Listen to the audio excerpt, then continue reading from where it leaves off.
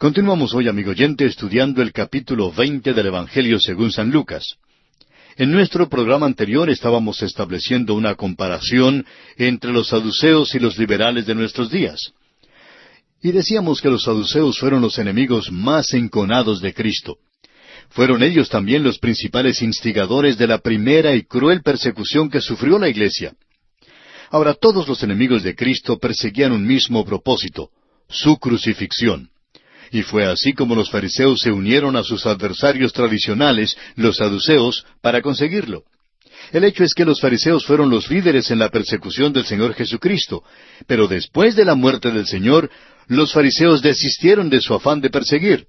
Ya no tenían interés en perseguir a Cristo ni a sus seguidores. Los saduceos, en cambio, continuaron con la persecución de la Iglesia. Podemos leer en cuanto a esta persecución en los capítulos 3 y 4 del libro de los Hechos de los Apóstoles. Ahora, los liberales de nuestro tiempo presente hablan muchísimo en cuanto a la unidad de las iglesias, pero a la vez han causado la división más grande que la Iglesia jamás haya conocido.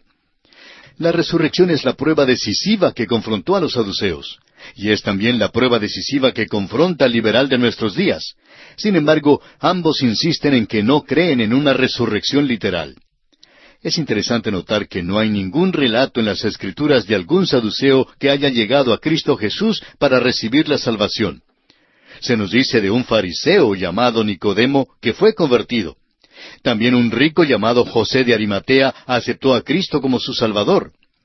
En el libro de los Hechos, capítulo 6, versículo 7, leemos: «Y crecía la palabra del Señor, y el número de los discípulos se multiplicaba grandemente en Jerusalén. También muchos de los sacerdotes obedecían a la fe». Muchos de los sacerdotes llegaron a ser creyentes, pero no hay constancia alguna de algún saduceo que hubiera llegado a ser cristiano. Hay personas hoy en día que creen que los predicadores liberales se volverán a Dios, que serán salvos. Bueno, no creemos que esto sea verdad.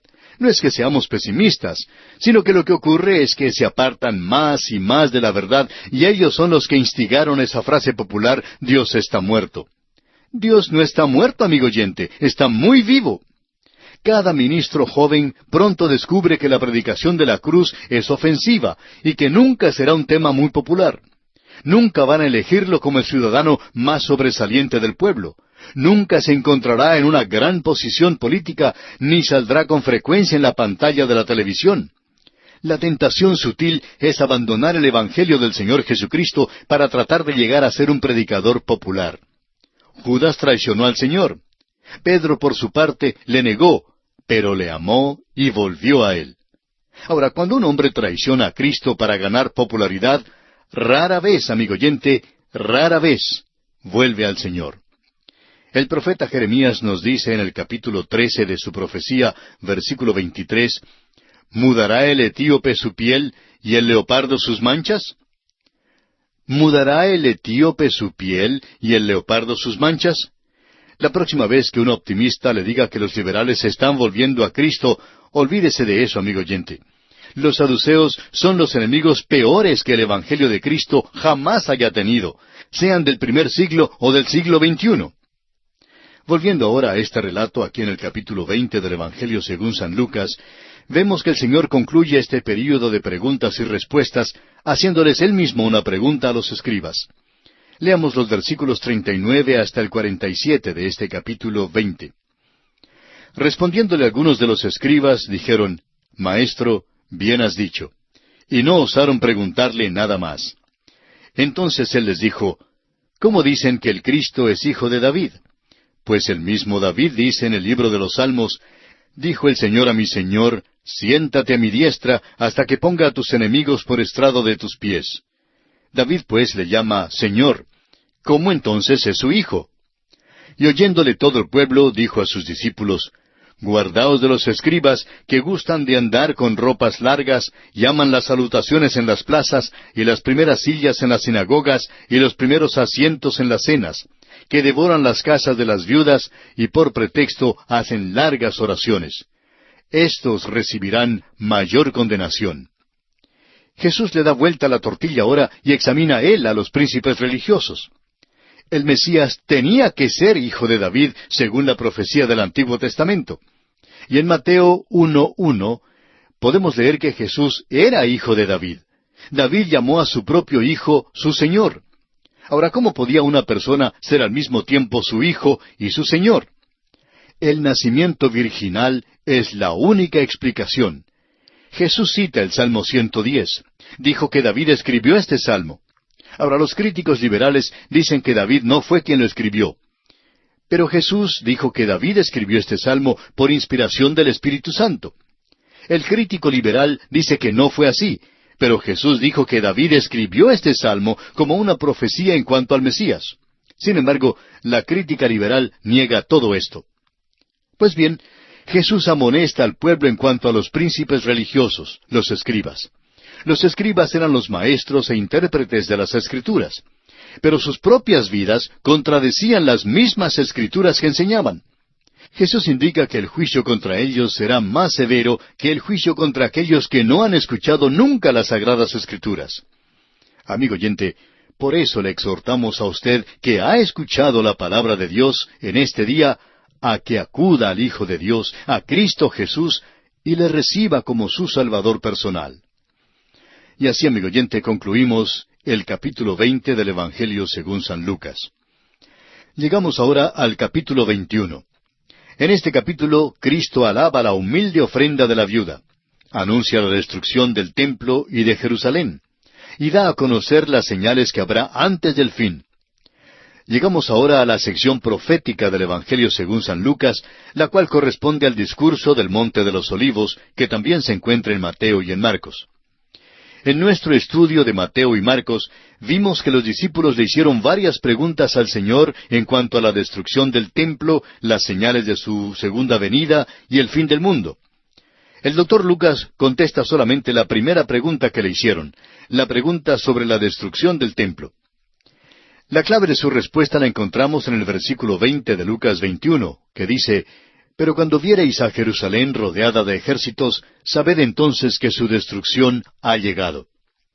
Con esto vemos que Lucas trata uno de los aspectos más prácticos en su versión de este discurso, y no hay misterio ni especulación en cuanto a su significado, porque el relato de Lucas ya no es profecía, sino historia.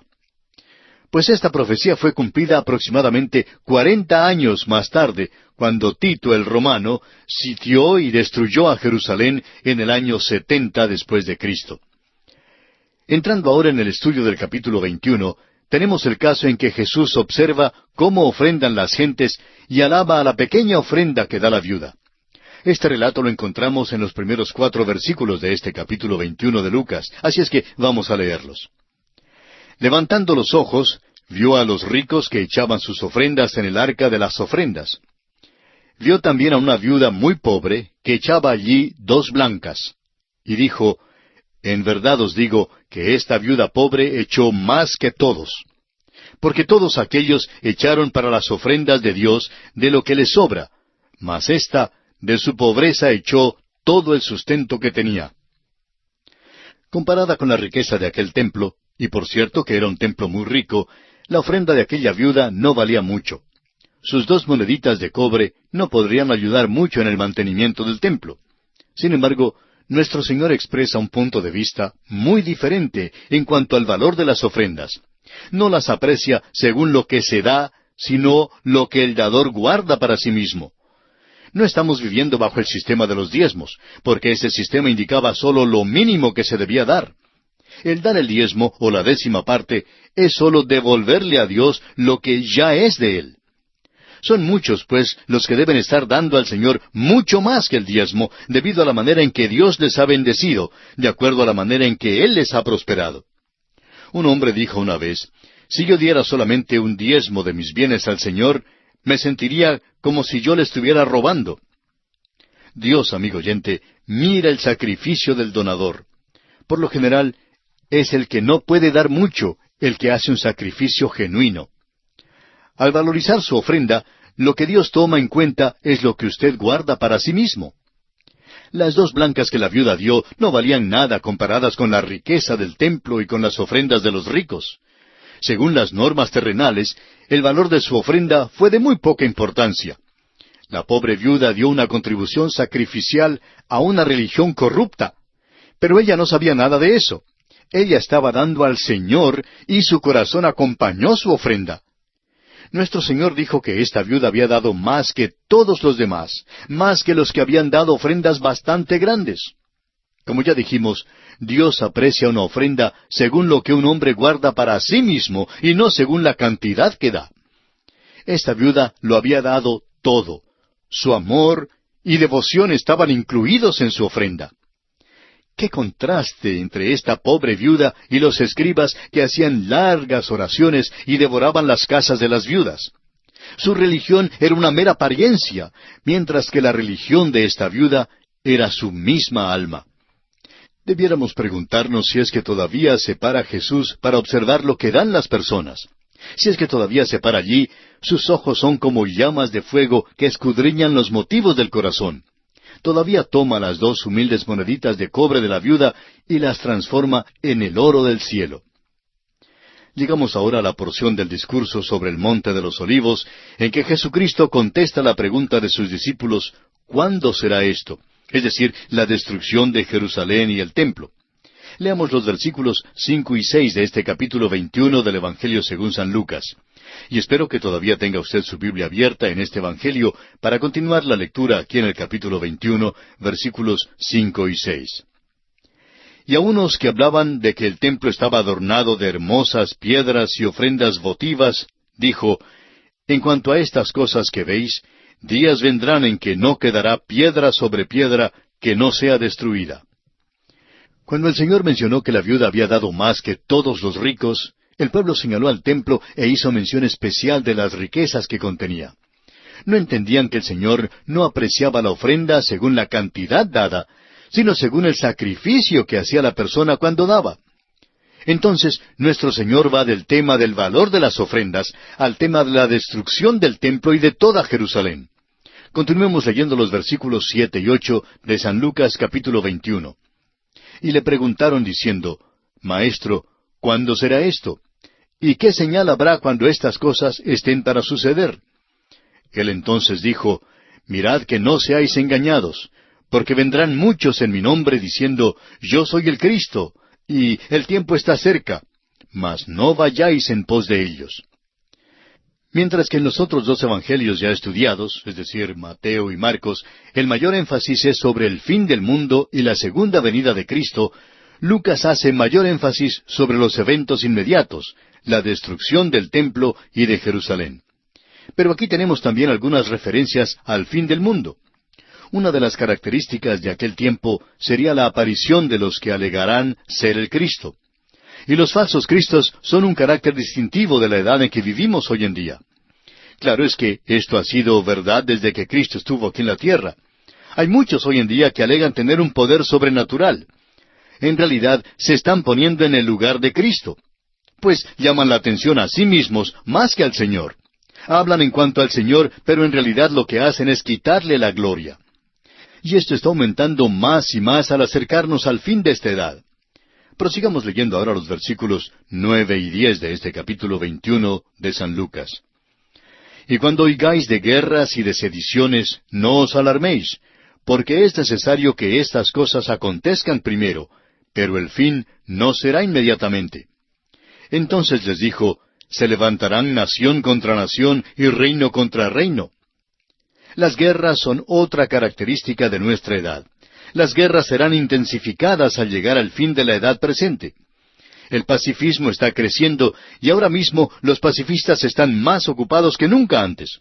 Sin embargo, la palabra de Dios nos dice en la primera carta del apóstol Pablo a los Tesalonicenses, capítulo 5, versículo 3, que cuando digan paz y seguridad, entonces vendrá sobre ellos destrucción repentina, como los dolores a la mujer encinta, y no escaparán. Parece que ahora ya nos encontramos en esa situación.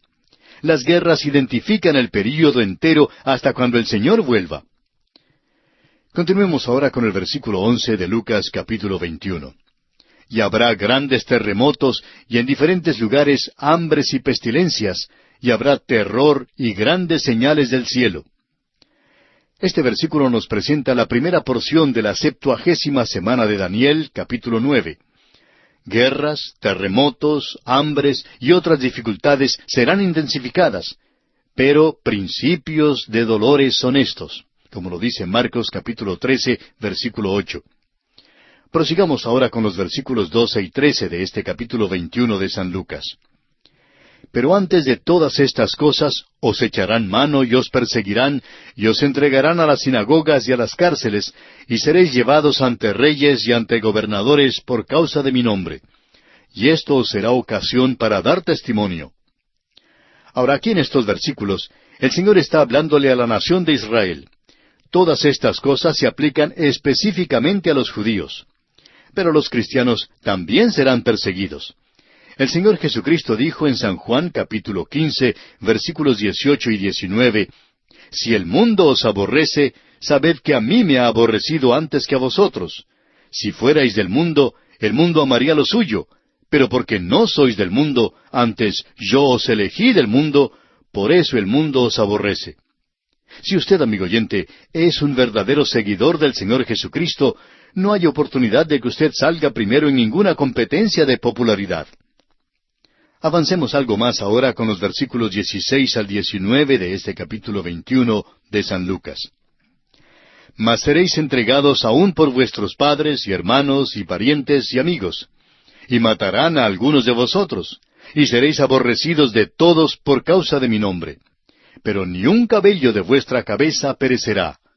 Con vuestra paciencia ganaréis vuestras almas. Este tipo de persecución contra los judíos fue lo que ocurrió en Alemania antes de la Segunda Guerra Mundial. Pero creemos que estos versículos se aplican directamente a los 144,000 judíos mencionados en el capítulo 7 de Apocalipsis, los cuales serán indestructibles durante el tiempo del período de la Gran Tribulación. El sufrimiento de estos judíos será mucho más grande durante la tribulación que lo que fue bajo la persecución alemana con sus campos de concentración y sus hornos de exterminio y todo eso. Bien, amigo oyente, nuestro tiempo una vez más se ha agotado, así que tenemos que detenernos. Continuaremos este interesante tema en nuestro próximo programa y confiamos que usted vuelva a escucharnos. Mientras tanto, le animamos a que lea los versículos restantes de este capítulo 21 de Lucas para que esté mejor preparado para nuestra próxima visita.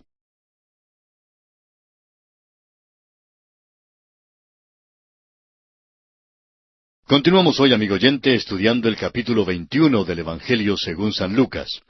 Y en nuestro programa anterior estábamos hablando de la persecución contra los judíos. Y decíamos que en los versículos 12 y 13, el Señor estaba hablándole a la nación de Israel.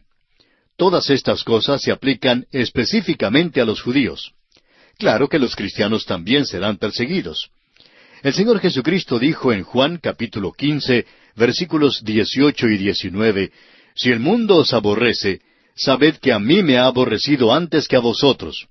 Si fuerais del mundo, el mundo amaría lo suyo, pero porque no sois del mundo, antes yo os elegí del mundo, por eso el mundo os aborrece. De modo que, si usted, amigo oyente, es un verdadero seguidor del Señor Jesucristo, puede estar seguro que no va a resultar ganador en ninguna competencia de popularidad. Ahora, el tipo de persecución que se menciona en los versículos 16 al 19 de este capítulo 21 del Evangelio según San Lucas, fue lo que ocurrió contra los judíos en Alemania, antes de la Segunda Guerra Mundial. Pero creemos que estos versículos se aplican directamente a los 144,000 judíos mencionados en el capítulo 7 de Apocalipsis, quienes serán indestructibles durante el período de la Gran Tribulación. El sufrimiento de estos judíos será mucho más grande durante la tribulación que lo que fue durante la persecución alemana con sus campos de concentración y hornos de exterminio y todo esto. Hoy continuamos con este tema y note usted bien la transición que ocurre aquí. Jesús va ahora desde el fin del mundo hasta un evento mucho más cercano. Leamos el versículo 20 de este capítulo 21 de San Lucas. Pero cuando viereis a Jerusalén rodeada de ejércitos, sabed entonces que su destrucción ha llegado. El cumplimiento de esta profecía aconteció cuando Tito el Romano sitió a Jerusalén en el año 70 después de Cristo. Y en realidad lo que allí ocurrió fue un cuadro en miniatura de lo que tendría lugar en los postreros días. Opinamos que muchos de estos hombres, por ejemplo, unos 40 años más tarde, recordaron las palabras de Cristo cuando vieron las murallas almenadas de Jerusalén y cuando vieron desplegadas las banderas del ejército de Tito, y dijeron, «Este es el tiempo del cual el Señor nos habló». Y esto mismo es lo que sucederá una vez más, pero en un grado universal, durante los postreros días. Continuemos ahora con el versículo 21 de este capítulo 21 de Lucas. Entonces los que estén en Judea, huyan a los montes, y los que en medio de ella, váyanse, y los que estén en los campos, no entren en ella. Lo que pasó en Jerusalén en esos días fue algo horrendo. Josefo, el gran historiador judío, nos cuenta los detalles. Escribió que las madres, por ejemplo, se comían a sus propios hijos. Tenían que echar los muertos al otro lado de las murallas de Jerusalén. Fueron muchísimos los hombres que murieron en las batallas y el sitio de Jerusalén. Y aquellos que no perecieron de esa manera, o bien murieron de hambre, o bien fueron vendidos como esclavos. Y una vez más, el Señor estaba pintando un cuadro de lo que tendrá lugar en los postreros días. Hay quienes alegan que tal cosa nunca ocurrirá la segunda vez. Pero sabemos bien que una vez sucedió, amigo oyente, y eso es cosa de la historia. El Señor dijo que sucedería y sucedió, pero dijo que sucedería de nuevo y con toda certeza sucederá. Continuemos ahora leyendo los versículos 22 al 24 de San Lucas capítulo 21. Porque estos son días de retribución para que se cumplan todas las cosas que están escritas. Mas ay de las que estén encintas y de las que críen en aquellos días, porque habrá gran calamidad en la tierra e ira sobre este pueblo. Y caerán a filo de espada, y serán llevados cautivos a todas las naciones, y Jerusalén será hollada por los gentiles, hasta que los tiempos de los gentiles se cumplan. Los judíos estaban dispersos, y Tito los esclavizó. Ellos fueron los que construyeron el gran Coliseo de Roma. La nación de Israel sufrió grandemente bajo ese castigo, y desde aquel día en que Tito entró en aquella ciudad hace 2000 años, los judíos nunca han podido sacar a los gentiles de Jerusalén. Los gentiles han controlado a Jerusalén desde el día que Tito la conquistó hasta el día de hoy. Los lugares más santos en Jerusalén todavía están guardados por y bajo el cuidado de los gentiles. Un ejemplo es la mezquita de Omar, construida sobre las ruinas del templo judío. Nuestro Señor Jesucristo dijo que Jerusalén sería hollada por los gentiles hasta que los tiempos de los gentiles se cumplieran. Ahora, los judíos gobiernan la ciudad hoy en día, pero los gentiles todavía están allí. ¿No es asombroso lo exacta que es la palabra de Dios? Leamos ahora el versículo 25 de este capítulo 21 de San Lucas. Entonces habrá señales en el sol, en la luna y en las estrellas, y en la tierra angustia de las gentes, confundidas a causa del bramido del mar y de las olas. Puesto que los versículos anteriores predicen la caída de Jerusalén y la destrucción final de la nación judía, quiere decir entonces que el versículo 25 debe tratar del tiempo del fin y de las señales de la aparición de Cristo cuando vuelva a la tierra. Prosigamos con el versículo 26 de San Lucas capítulo 21, que dice, «Desfalleciendo los hombres por el temor y la expectación de las cosas que sobrevendrán en la tierra, porque las potencias de los cielos serán conmovidas». Hay quienes citan este versículo y dicen que es una descripción del día de hoy. Amigo oyente, todavía no hemos visto nada. Si usted cree que estamos viendo ahora un cumplimiento de este versículo, pues está usted equivocado. Es verdad que las cosas son malas hoy en día. La crisis política y los apuros sociales, por ejemplo, son causa de gran ansiedad en casi todo el mundo. Los disturbios físicos son opresivos y a veces más de lo que podemos soportar. Pero la situación, amigo oyente, empeorará en los postreros días. Avancemos ahora con el versículo 27. Entonces verán al Hijo del Hombre que vendrá en una nube con poder y gran gloria. Ahora Cristo puede regresar en cualquier momento. Las cosas están sucediendo tan rápido hoy en día que la iglesia, el cuerpo de Cristo, podría ser llevada de esta tierra antes de que usted haya terminado de escuchar la lectura de este capítulo. Y cuando Jesús venga, amigo oyente, esperamos que usted esté listo para ir con Él. Sigamos ahora con el versículo 28 de este capítulo 21 de San Lucas. Cuando estas cosas comiencen a suceder, erguíos y levantad vuestra cabeza, porque vuestra redención está cerca. ¿Están empezando a suceder estas cosas? Pues no tenemos ventaja de información y en realidad no sabemos. Todo lo que sabemos es que está más cerca de nosotros nuestra salvación que cuando creímos. Yo sí sé que Él regresará, y eso es lo más importante para mí. Y amigo oyente, esperamos que usted continúe con su Biblia abierta aquí en el Evangelio según San Lucas, capítulo 21, y esté leyendo los versículos que estamos citando juntamente con nosotros, porque, como lo hemos dicho en otras ocasiones, es muy importante que usted lea con nosotros los versículos que estamos considerando. Sigamos adelante con los versículos 29 al 34 de Lucas capítulo 21. También les dijo una parábola. Mirad la higuera y todos los árboles. Cuando ya brotan, viéndolo, sabéis por vosotros mismos que el verano está ya cerca. Así también vosotros, cuando veáis que suceden estas cosas, sabed que está cerca el reino de Dios. De cierto os digo que no pasará esta generación hasta que todo esto acontezca. El cielo y la tierra pasarán, pero mis palabras no pasarán. Mirad también por vosotros mismos, que vuestros corazones no se carguen de glotonería y embriaguez y de los afanes de esta vida, y venga de repente sobre vosotros aquel día. La parábola de la higuera manifiesta a la nación de Israel como el reloj de Dios al fin de la edad. El reloj de Dios no es marca Omega o Mulco o Nivada, sino Israel. La higuera representa a Israel, según el profeta Jeremías en el capítulo 24 de su profecía, versículos 1 al 5. Y leamos ese pasaje para familiarizarnos con lo que dice Jeremías y poder comprender mejor lo que estamos exponiendo.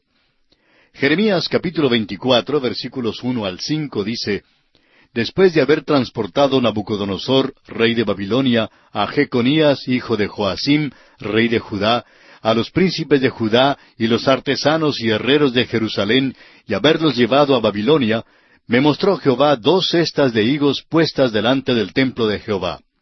Una cesta tenía higos muy buenos, como brevas, y la otra cesta tenía higos muy malos, que de malos no se podían comer. Y me dijo Jehová, ¿qué ves tú, Jeremías? Y dije, higos, higos buenos, muy buenos, y malos, muy malos, que de malos no se pueden comer. Y vino a mí palabra de Jehová diciendo, Así ha dicho Jehová, Dios de Israel, como a estos higos buenos, así miraré a los transportados de Judá, a los cuales eché de este lugar a la tierra de los caldeos, para bien. También el profeta Oseas dice algo en el capítulo 9 de su profecía, versículo 10.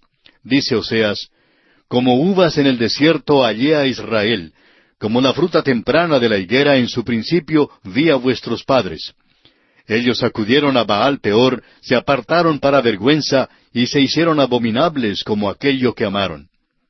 La higuera, pues, representa a Israel. Fue una acción simbólica cuando Cristo maldijo la higuera allí en el Evangelio según San Marcos, capítulo 11, versículos 12 al 14. Ahora, el brotar hojas es evidencia de vida, vida espiritual. Ezequiel, por ejemplo, en su visión que se describe allá en el capítulo 37 de su profecía, vio los huesos secos en 3 períodos. Primero, muy secos y esparcidos, según el versículo 11 de Ezequiel 37, y vamos a leerlo. Me dijo luego, Hijo de hombre, todos estos huesos son la casa de Israel. He aquí ellos dicen, Nuestros huesos se secaron, y pereció nuestra esperanza, y somos del todo destruidos.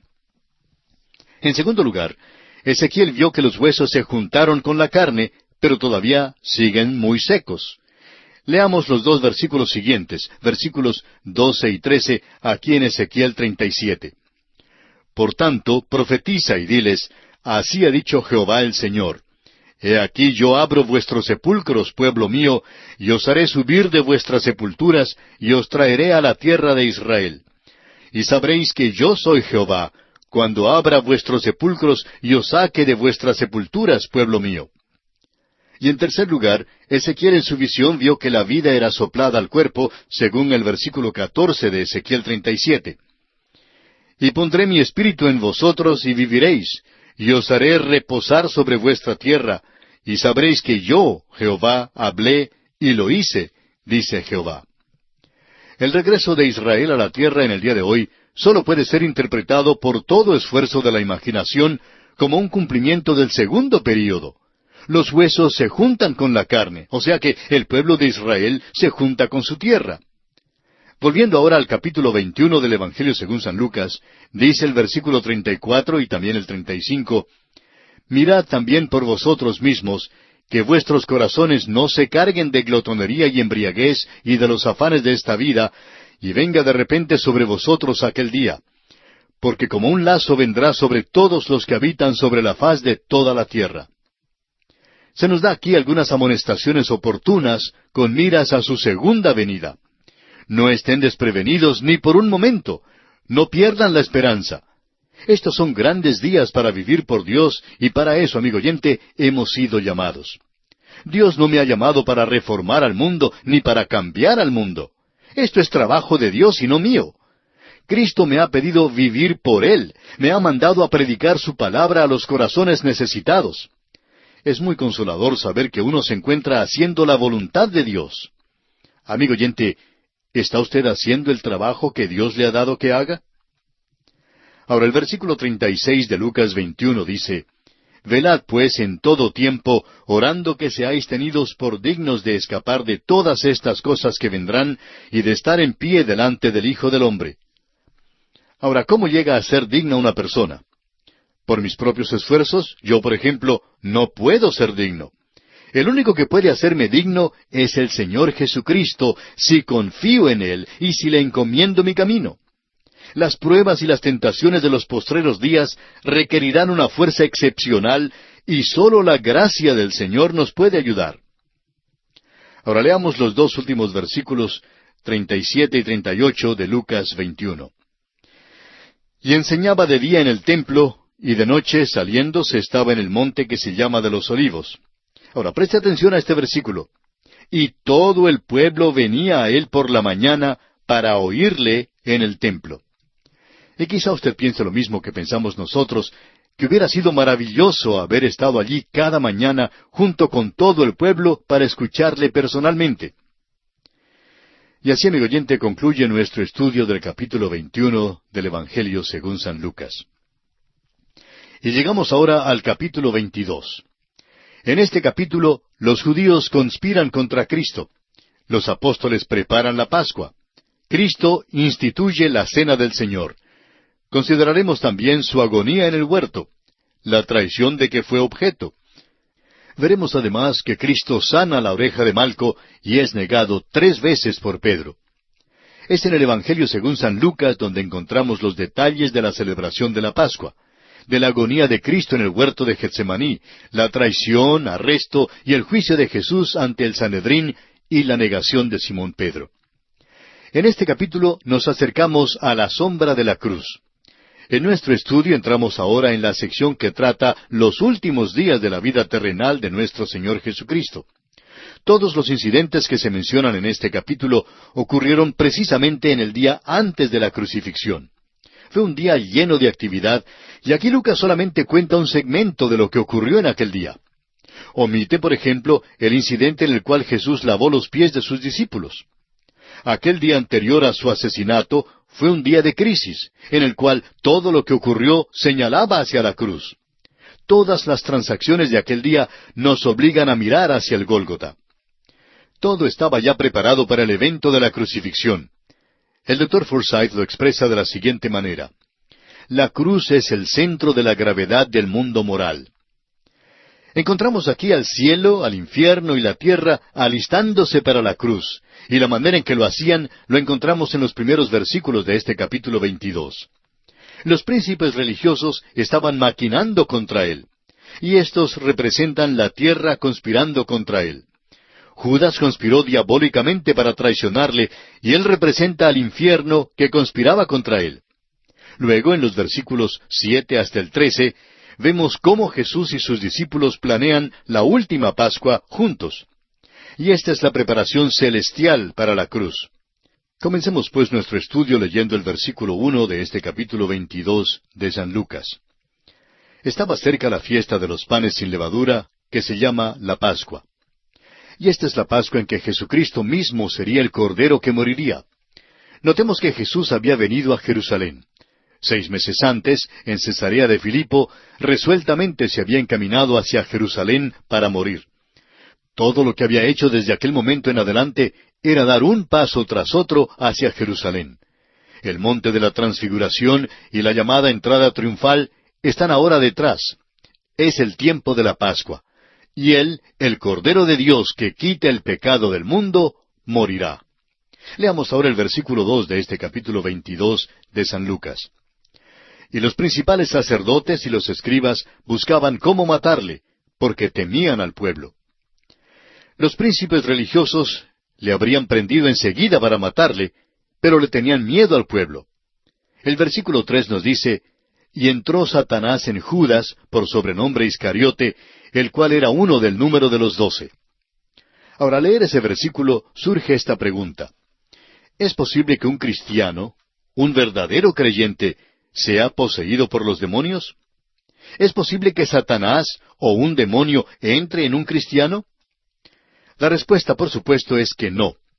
Sin embargo, es posible que sea poseído un miembro de alguna iglesia que no haya sido salvado. Hay ciertos miembros de iglesias de los cuales se puede decir con certeza que están poseídos de los demonios. Sería difícil explicar su conducta en cualquier otra forma. Amigo oyente, si usted simplemente se mete en las actividades incidentales de una iglesia cristiana, escuchando la prédica del Evangelio sin hacer nada más que reunirse periódicamente con el pueblo de Dios, si solo va a la iglesia para calentar el asiento, le advertimos que el día llegará cuando Satanás entrará en la casa desocupada. Uno de los demonios, o Satanás mismo, tomará posesión de su vida. Eso es lo que le sucedió a Judas, quien había estado junto con los discípulos, pero quien al fin había rechazado a Jesús. Bueno, amigo oyente, nuestro tiempo se ha agotado, así que tenemos que despedirnos.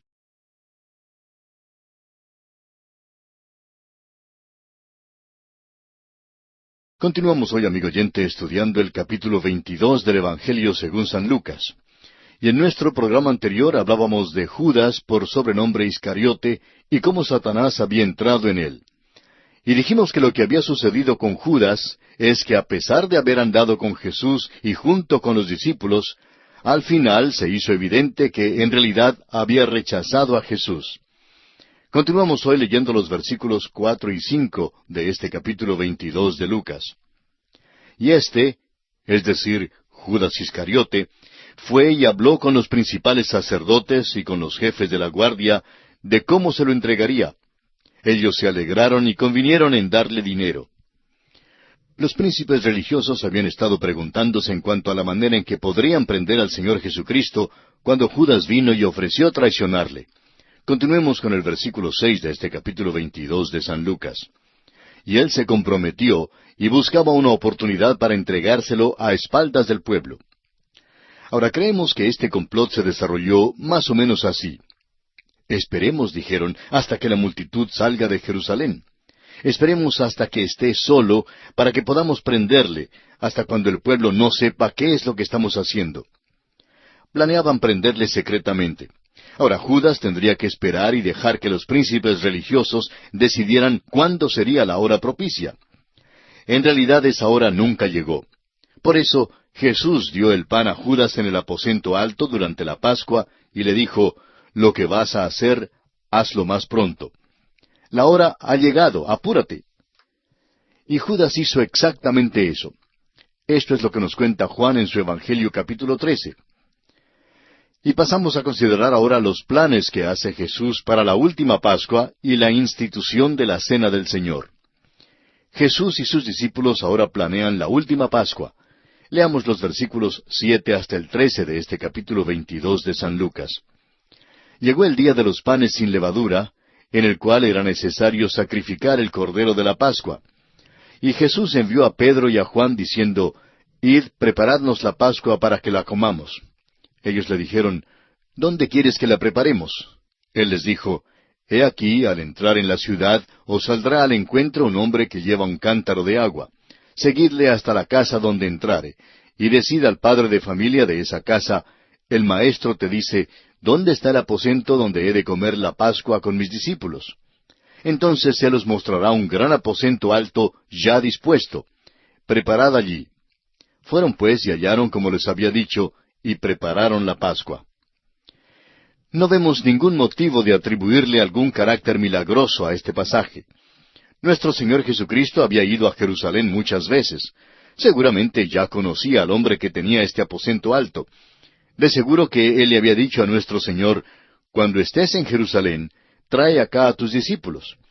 Probablemente el Señor ya había hecho los preparativos con este hombre para el uso del cuarto, y ahora le estaba dando a saber que lo necesitaba en esta ocasión para poder celebrar allí la Pascua con sus discípulos.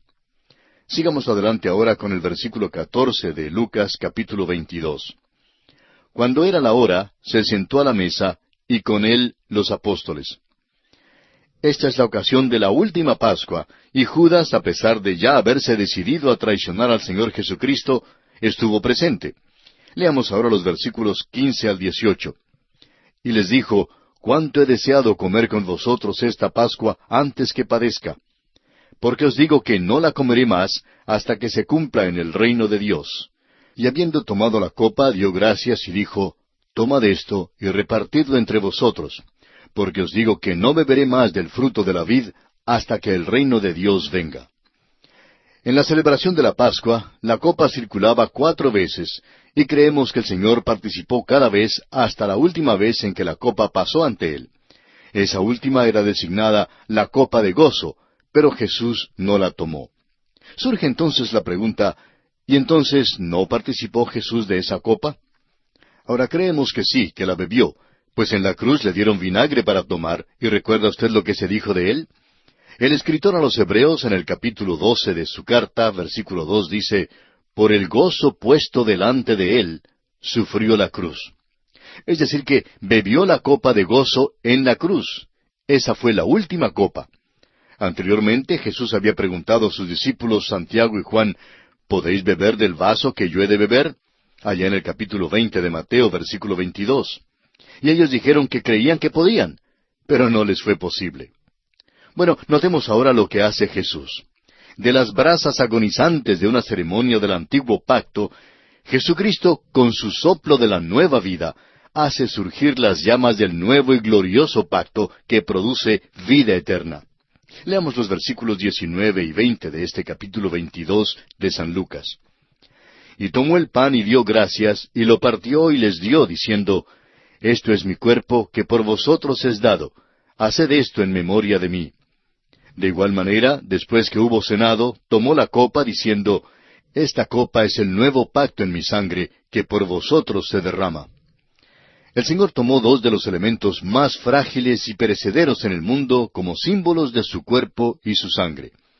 Si usted deja el pan y el vino de una noche a la mañana, los 2 se echan a perder. Cuando Él erigió un monumento, no lo hizo de bronce ni de mármol, sino de 2 elementos frágiles que perecen. Declaró que el pan hablaba de su cuerpo y que el vino hablaba de su sangre. El pan representa su cuerpo partido, no el hueso quebrado, sino el cuerpo quebrantado, porque Jesucristo en su carne fue hecho pecado por nosotros, como lo declara el apóstol Pablo en su segunda carta a los Corintios, capítulo 5, versículo 21. No creemos que ni aún se veía como ser humano cuando le bajaron de aquella cruz. Debido a los azotes y todo el maltrato que recibió, se cumplió lo que dijo el profeta Isaías en el capítulo 53 de su profecía, versículo 2. No hay parecer en él ni hermosura. Le veremos, mas sin atractivo para que le deseemos. La fiesta de la Pascua, que por centenares de años había observado el pueblo de Israel, anticipaba la venida del Señor y su muerte. Ahora, Él se para a la sombra de la cruz, y esta sería la última Pascua. La fiesta de la Pascua ha llegado y ha sido cumplida. Hoy en día nosotros nos reunimos en la mesa del Señor y examinamos nuestros corazones. Lo que hacemos en esta mesa es en memoria de Él. Miramos atrás, es decir, echamos una mirada retrospectiva a lo que Él hizo por nosotros en la cruz y anticipamos su segunda venida, como lo dice el apóstol Pablo en su primera carta a los Corintios, capítulo 11, versículo 26, cuando dice, «Así pues, todas las veces que comiereis este pan y bebiereis esta copa, la muerte del Señor anunciáis hasta que Él venga». Notemos ahora que Jesús anuncia su traición. Leamos el versículo 21 de este capítulo 22 de Lucas. Mas he aquí, la mano del que me entrega está conmigo en la mesa. El que iba a traicionarle estaba entre ellos. Hay quienes creen que Judas en realidad salió antes de la institución de la Cena del Señor. Y creemos que eso fue lo que ocurrió. Tengamos en cuenta que en su relato, Lucas solo nos da aquellos hechos necesarios para el propósito de su comentario. Por su parte, Juan, en su Evangelio capítulo 13, versículos 26 al 30, establece claramente que durante la Pascua, nuestro Señor, mojando el pan, lo dio a Judas y le dijo, lo que vas a hacer, hazlo más pronto. Y que inmediatamente Judas salió. Sigamos ahora con la lectura de los versículos 22 y 23 de este capítulo 22 de San Lucas. A la verdad, el Hijo del Hombre va según lo que está determinado, pero ay de aquel hombre por quien es entregado. Entonces ellos comenzaron a discutir entre sí quién de ellos sería el que había de hacer esto. Aparentemente, cada uno de los discípulos creía que era capaz de negar y traicionar al Señor. Ahora, si usted es honesto, amigo oyente, bien sabe que también usted podría traicionarle. Si Cristo no guardara su mano sobre mí, también a mí me sería posible traicionarle. También yo podría negarle durante los próximos 5 minutos. Sin embargo, doy gracias a Dios que Él no quitará su mano de mí y me regocijo en eso. Esto es lo que Dios ha prometido en su palabra, y yo creo en su palabra. Pasemos ahora a considerar la grandeza en el servicio. Leamos el versículo 24 de Lucas capítulo 22. Hubo también entre ellos una disputa sobre quién de ellos sería el mayor. Ahora note usted que estos hombres que recién habían reconocido hasta dónde podrían bajar, también aspiraban ahora a ser los mayores. ¿Puede usted imaginar tal cosa, amigo oyente? Allí mismo, a la sombra de la cruz, estos hombres están codiciando el mayor puesto en el reino. Pero esto no debiera realmente sorprendernos tanto, puesto que vemos que ocurre lo mismo en la iglesia hoy en día. Sigamos leyendo los versículos 25 al 27 de este capítulo 22 de Lucas. Pero él les dijo, los reyes de las naciones se enseñorean de ellas, y los que sobre ellas tienen autoridad son llamados bienhechores. Mas no así vosotros, sino sea el mayor entre vosotros como el más joven, y el que dirige como el que sirve. Porque, ¿cuál es mayor, el que se sienta a la mesa o el que sirve? ¿No es el que se sienta a la mesa? Mas yo estoy entre vosotros como el que sirve. El Señor les está diciendo que Él había tomado el puesto más bajo. Eso es lo que Él hizo cuando tomó el lugar mío y el lugar suyo en la cruz, amigo oyente. Es como un amo que se levanta de la mesa para decirle a su siervo, siéntate a comer y yo te serviré. Cuando Jesucristo vino a la tierra, todos los hombres debieran haberle servido a Él. Pero en lugar de eso, fue Él quien sirvió a los hombres. Nos ha puesto una mesa de salvación y nos ha invitado a esta gran fiesta de la salvación. Leamos ahora el versículo 28 de Lucas 22. Pero vosotros sois los que habéis permanecido conmigo en mis pruebas. El Señor es bondadoso en gran manera, y así alaba a los discípulos por haber permanecido con Él en todas sus pruebas acá en la tierra. En los versículos 29 y 30, el Señor Jesús continúa hablando. Yo pues os asigno un reino, como mi Padre me lo asignó a mí, para que comáis y bebáis a mi mesa en mi reino, y os sentéis en tronos juzgando a las 12 tribus de Israel. Estamos seguros que los apóstoles tendrán un puesto especial en el reino, pues ellos llenaron la brecha entre el Antiguo y el Nuevo Testamento. Salieron de la economía, es decir, del sistema del Antiguo Testamento, y pasaron a la economía del Nuevo Testamento. Y ni usted ni yo nos hallamos en aquella posición hoy en día. Ninguno de nosotros podrá hallarse en aquel puesto en particular, porque cronológicamente fueron ellos quienes llenaron la brecha. Les será dado un puesto prominente en el reino, y ellos no solo comerán y beberán en la mesa del Señor, sino que también se sentarán en tronos y juzgarán a las 12 tribus de Israel. Dios tiene grandes cosas guardadas para sus hijos que revelará en el futuro. Creemos que todos los redimidos podrán ocupar puestos bastante elevados. Usted, amigo oyente, ¿está trabajando para obtener un puesto en el cielo? Compréndanos bien, no queremos en manera alguna decir que debe trabajar por su salvación. Usted no trabaja para obtener su salvación, pero sí debe trabajar para obtener un puesto en el cielo.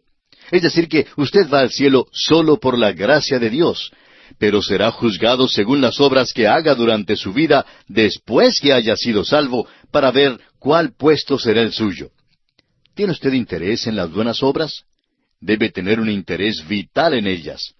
Ahora bien, creemos que lo único que Dios juzgará es el ejercicio del don que Él nos haya dado. Nos da un don especial cuando entramos a formar parte del cuerpo de creyentes, en el momento que aceptamos la salvación, y hay literalmente miles de dones. El tema de los dones es un tema que es sumamente interesante. ¿Sabe usted cuál era uno de los dones en la iglesia primitiva? Había una mujer llamada Dorcas y ella cosía, es decir, ella era costurera. El coser era su don, ella hacía ropa. Las viudas que de otra manera no tendrían ropa, se ponían la ropa que Dorcas les había hecho. Usted, amigo oyente, recibirá recompensa según el ejercicio del don que Dios le haya dado. Usted tiene la responsabilidad de ser fiel en el ejercicio de su don.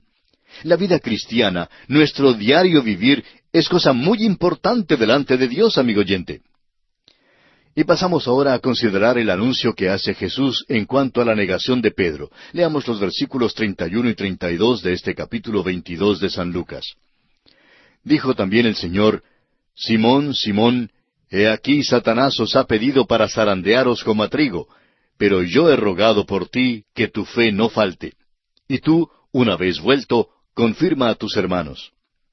La frase «una vez vuelto» se refiere al tiempo cuando Pedro tendría un cambio de corazón y de mente y su fe aumentaría. Y entonces, en aquella ocasión, ocurriría un cambio tan grande en Pedro que a él le sería posible fortalecer a sus hermanos. Ahora, el Señor sabía que Pedro le negaría, pero aún así le dijo: «Pero yo he rogado por ti que tu fe no falte». El Señor, amigo oyente, es nuestro intercesor. Él sabe cuando usted está al borde del fracaso y el tropiezo. Si usted le pertenece, amigo oyente, Jesucristo ya ha orado por usted que su fe no falte. Si le pertenece, su fe no faltará, aunque usted fracase. La razón por la cual su fe no va a faltar es porque Jesús ya ha orado por usted. ¡Qué cuadro de su amor, amigo oyente! Ahora, en Juan capítulo 17, versículo 9, leemos que nuestro Señor oró al Padre diciendo: «Yo ruego por ellos, no ruego por el mundo, sino por los que me diste, porque tuyos son». El Señor no ora por el mundo. Él ha mandado que usted y yo hagamos eso. Cristo murió por el mundo, y no se le puede pedir que haga más que eso. Murió por el mundo, pero ora por los suyos para que sean guardados mientras están en el mundo. Y el Señor Jesucristo oró por usted aún hoy mismo. Puede ser que usted no haya orado por sí mismo hoy, pero Él sí ha orado ya por usted. Más adelante, a Pedro le sería posible fortalecer a sus hermanos. El hombre que ha sido tentado y probado es el hombre que realmente puede ayudar a otros, aun si él mismo ha fracasado y vuelto luego al Señor. Por eso mismo creemos conveniente enviar siempre a un borracho que desea ayuda espiritual, por ejemplo, a hablar con un ex borracho, alguien que ha experimentado el poder de Cristo liberándolo de su vicio, porque no a todos nos es posible hacer este trabajo. Se dice que un borracho en una gran ciudad fue a visitar en cierta ocasión a un pastor evangélico para pedirle ayuda espiritual. Después de haber conversado por un buen rato, el borracho dijo: «Pastor, usted simplemente es una buena persona». Pero él no creía que el pastor podía comprender su caso, y tenía razón, porque este pastor nunca había sido un borracho.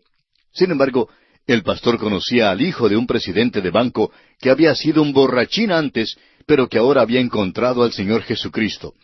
Y le pidió entonces que fuera a hablar con este borracho.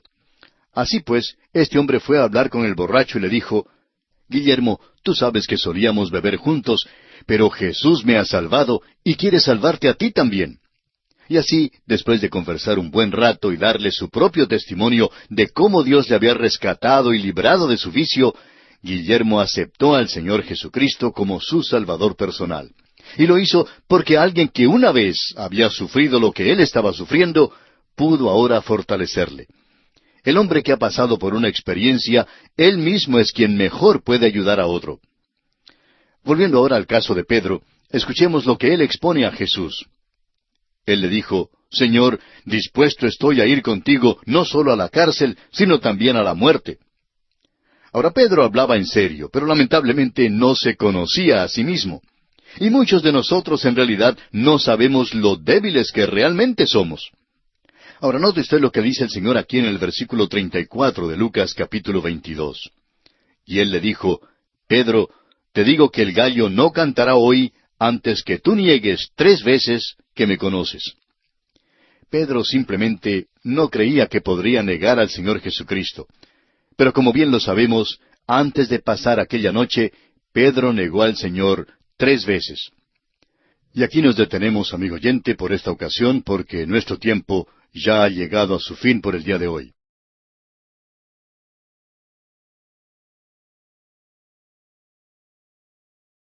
Continuando con nuestro estudio del capítulo 22 del Evangelio según San Lucas, comenzaremos hoy leyendo el versículo 35, donde Jesús amonesta a los discípulos en cuanto al futuro. Leamos pues el versículo 35 de este capítulo 22 de San Lucas. Y a ellos dijo, cuando os envié sin bolsa, sin alforja y sin calzado, ¿os faltó algo?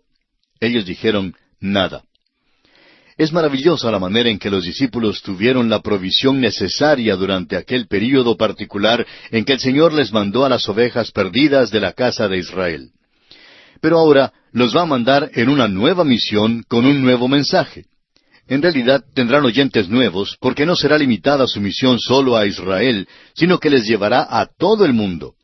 Continuemos con el versículo 36. Y les dijo, pues ahora el que tiene bolsa, tómela, y también la alforja, y el que no tiene espada, venda su capa y compre una. Mejor es que usted prepare su maleta y busque los cheques viajeros si es que va a salir para servir al Señor hoy en día publicando el Evangelio. Es mejor que se prepare. Y es bueno también que se proteja.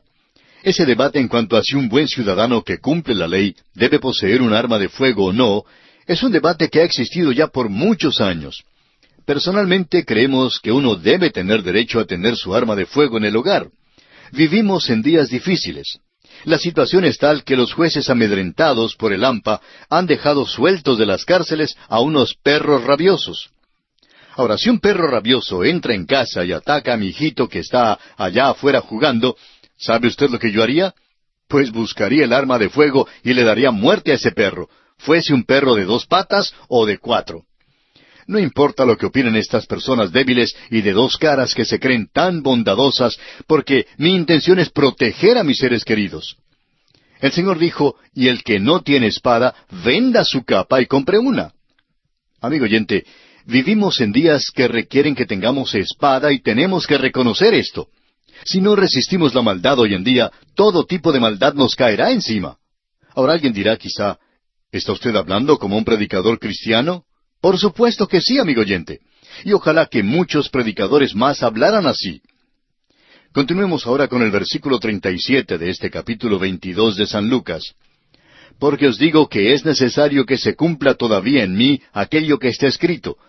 Y fue contado con los inicuos, porque lo que está escrito de mí tiene cumplimiento. Cuando los enemigos del Señor Jesucristo le crucificaron, eso terminó su pago por los pecados del mundo. Después que la lanza penetrara en su costado, solo le tocaron manos amantes.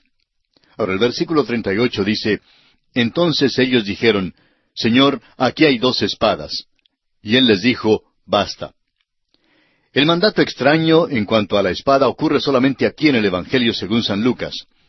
La aplicación de esta sección parece decirnos que no debemos hacer nada más que lo que sea necesario en cuanto al protegernos a nosotros mismos.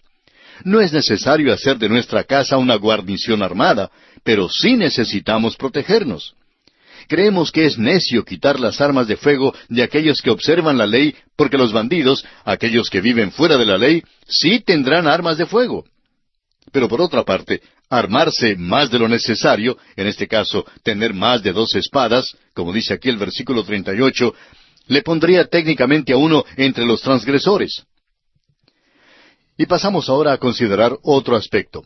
Jesús va a Getsemaní. La experiencia de nuestro Señor en el huerto de Getsemaní es una de las porciones que creemos que ha sido mal entendida y más que cualquier otra porción en toda la palabra de Dios.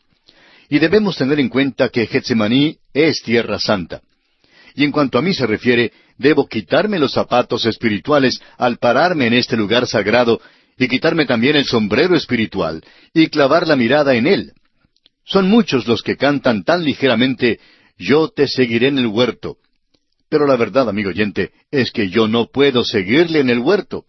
Lo mejor que me es posible hacer es pararme afuera y escuchar caer aquellas gotas de sangre y escuchar su llanto. No cantaríamos aquel himno si en realidad supiéramos el significado verdadero del huerto de Getsemaní. Creemos que en cierta manera es una forma de blasfemia, por decirlo así, que una persona cante aquel himno y luego dé toda suerte de excusas cuando vienen dificultades. Pero son muchos los que cantan o dicen estas palabras y son los primeros en ausentarse de la iglesia porque ha caído una gota de lluvia o cualquier otro problemita. El Señor Jesús dejó a los discípulos fuera del huerto, y yo, amigo oyente, me quedaré con ellos y escucharé desde afuera la agonía de su alma. Si nuestros corazones son sensibles, daremos gracias a Dios por Él que tomó la copa de nuestro dolor y sufrimiento, bebiéndola hasta lo último. En el aposento alto tomó la copa y dijo, tomad esto y repartidlo entre vosotros, porque os digo que no beberé más del fruto de la vid hasta que el reino de Dios venga. Como lo vimos ya en los versículos 17 y 18 de este capítulo 22 de Lucas. He descubierto que la copa mía es dulce donde quiera que la haya bebido. Él bebió la copa amarga para que la copa mía fuese dulce. Hay un misterio y una profundidad en cuanto a aquel huerto, pero no hay allí ninguna ambigüedad ni vaguedad. Hacemos bien en adorarle al verle en el huerto y al escuchar las notas de su voz. Ahora vemos por espejo, oscuramente, pero algún día entenderemos más acerca de nuestro Señor.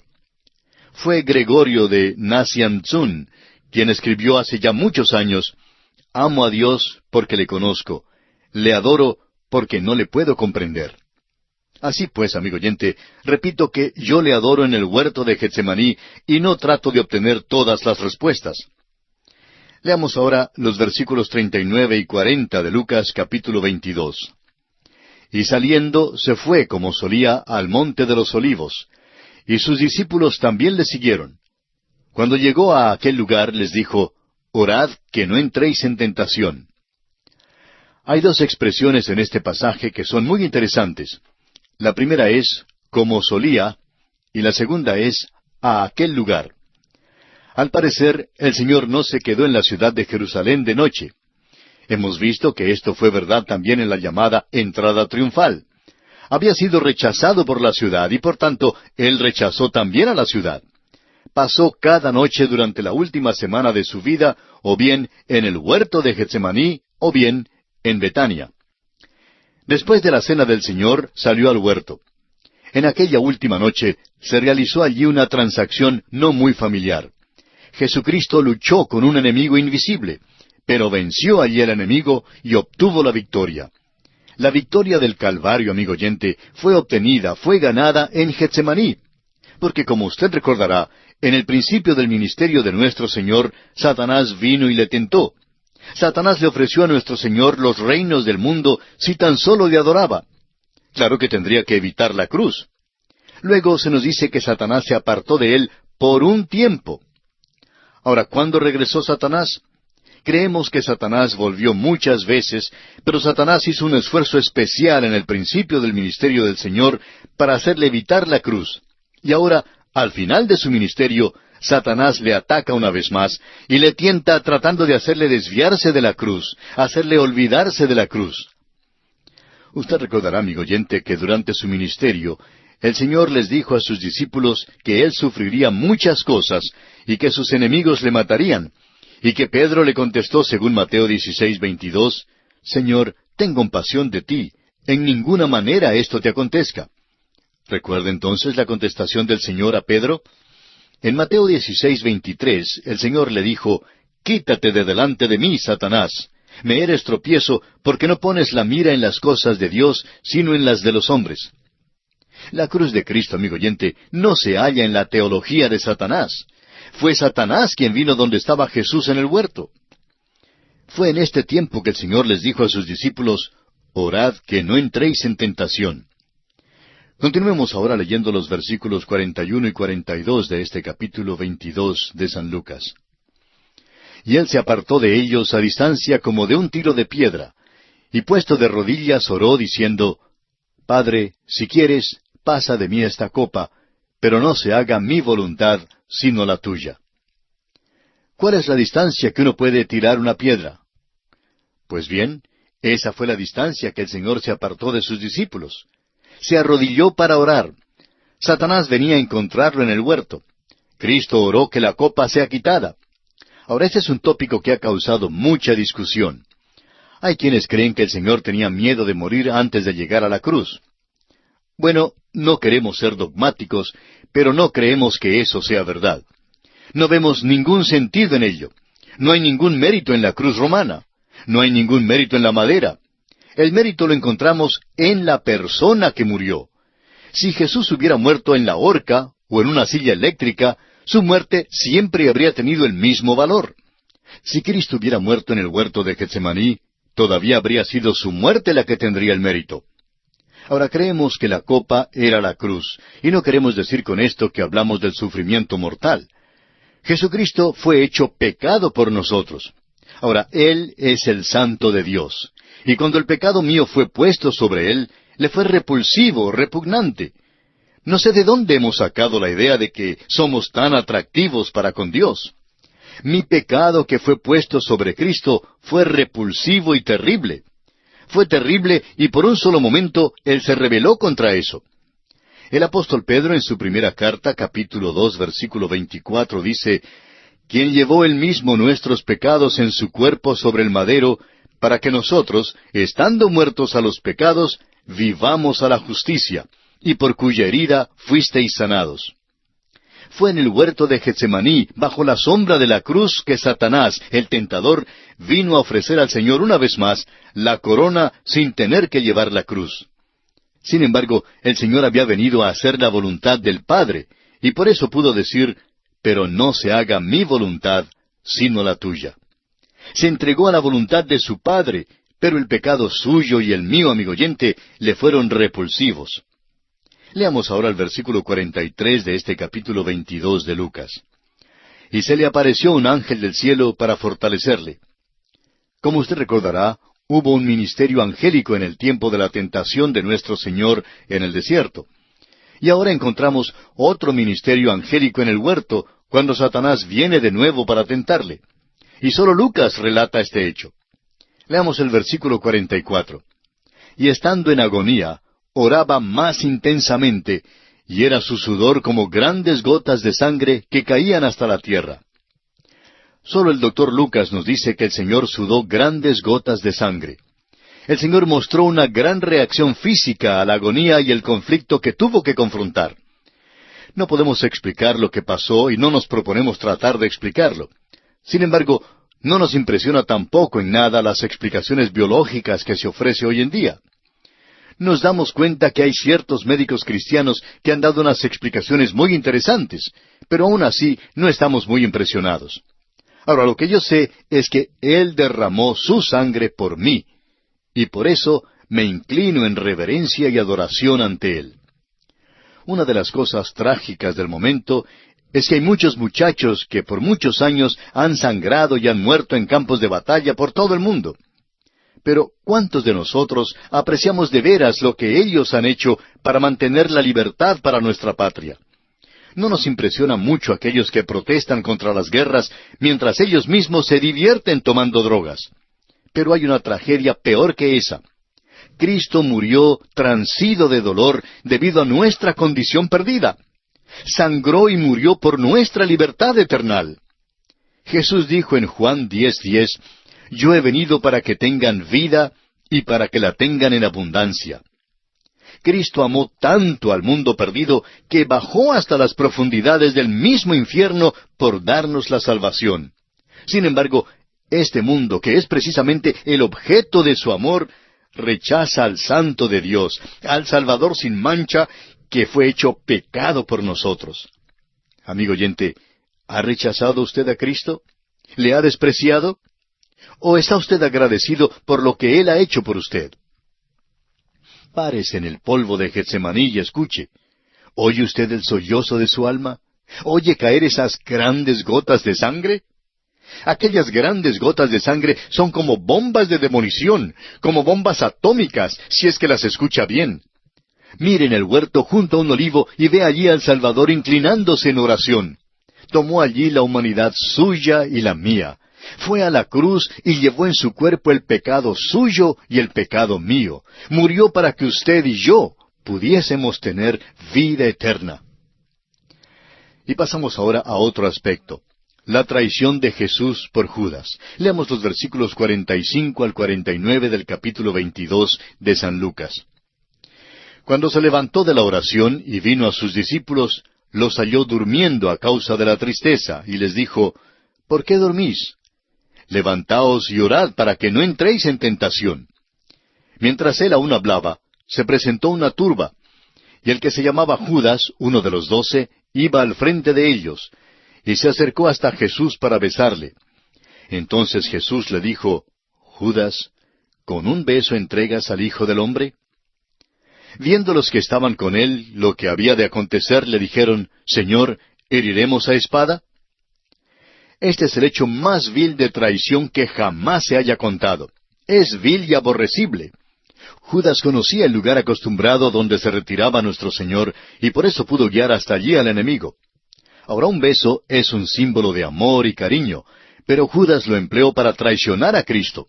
Y esto torna aún más cobarde y repulsivo su hecho. Sería bueno que observemos que nuestro Señor, en su humanidad, no era tan diferente en sus rasgos físicos a los otros hombres. Según esto, era necesario identificarlo entre la multitud. Este beso, pues, señaló el momento en que Jesús fue entregado en manos de hombres pecaminosos. Leamos ahora los versículos 50 al 53 de este capítulo 22 de Lucas. Y uno de ellos hirió a un siervo del sumo sacerdote y le cortó la oreja derecha. Entonces respondiendo Jesús dijo, Basta ya, dejad. Y tocando su oreja, le sanó. Y Jesús dijo a los principales sacerdotes, a los jefes de la guardia del templo y a los ancianos que habían venido contra él, ¿Como contra un ladrón habéis salido con espadas y palos?